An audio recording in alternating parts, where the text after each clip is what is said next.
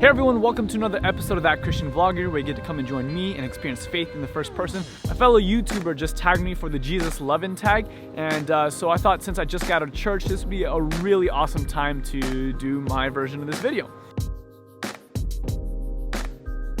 If you don't know how the Jesus Lovin Tag really works, basically what happens is there are a few questions that each of us answer, and then you basically tag someone else on YouTube who you'd love to hear answer these questions as well.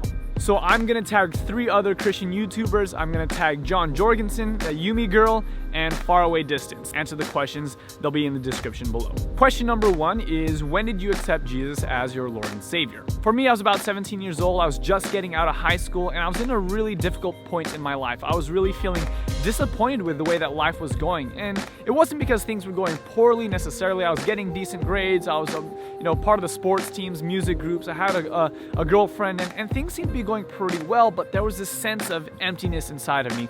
And when I thought upon the verse that said, that Jesus has come to give us life and life abundant, I realized that that really wasn't what I was experiencing, and so I was looking for something more. And then eventually, the main thing that did it for me was going on a mission trip that summer, and that mission trip radically transformed my life. And for the first time in my life, I felt like I had purpose. I felt like I was actually doing something meaningful with. And for me, that taste was just addicting. And I think that's one of the reasons why I love making YouTube videos and sharing my experiences with you guys, because there's something about getting involved with service at a local church or overseas or in missions.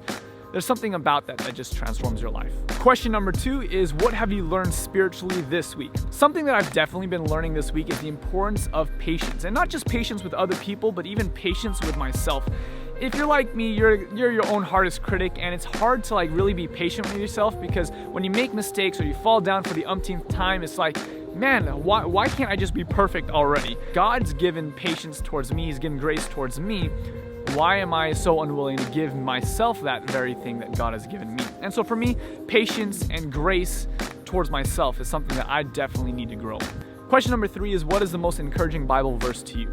My favorite Bible verse is in John 14:12, and it says, "Verily, verily, I say unto you, the things that I do, you will do also, and yet even greater things will you do." And this is Jesus talking to his disciples, talking about what is possible and what you can accomplish. And it just blows my mind that the very things that Jesus did, he's saying, hey, you can do it also. And it's kind of crazy. You think Jesus raised the dead, he walked on water, he did all kinds of crazy things, and yet Jesus says that he will empower us to do even greater things. And so for me, that's a promise that I hold on to all the time, because I would love to be able to have even just a fraction of the impact on the world that Jesus had. And so that's really kind of one of my mission statements in life, is to be able to have an impact like Jesus. And this verse is a promise that it can in fact happen. Sorry about the background change. It was getting really, really hot in the sun, so I had to move to the shade. Question number 4 is, who do you look up to in your life because of the relationship with Christ? One of the people that I definitely look up to a lot is my good friend and mentor named Michael Tuazon. And one of the things that blew my mind most about his example in particular was that he showed me that it's possible to be a young person and madly in love with Jesus at the same time. I used to think that all Christians were old or boring or unintelligent or anything else like that, but this guy completely transformed what it meant to me to be a Christian, because this guy was in his 20s, a very successful guy, a very charismatic guy, and yet he still loved Jesus wholeheartedly. And for me, that example meant so much, because it meant, that this thing called Christianity is something even worth pursuing, not when you're only 50, 60, 70, 80 or beyond, but even now when you're young. Question number 5 is, have you ever been through a time in your life when you felt without God? I would think that I definitely have moments where I felt like God wasn't with me. And I emphasize that word felt, because the truth is God is with you all the time. Sometimes though, it is definitely hard to notice or to recognize that God is there. And I would definitely say when I was going through junior high and high school, those were the times that I definitely felt that it was hard to notice that God was there. But it's amazing looking back on that, because it's been almost 10 years since I've graduated high school.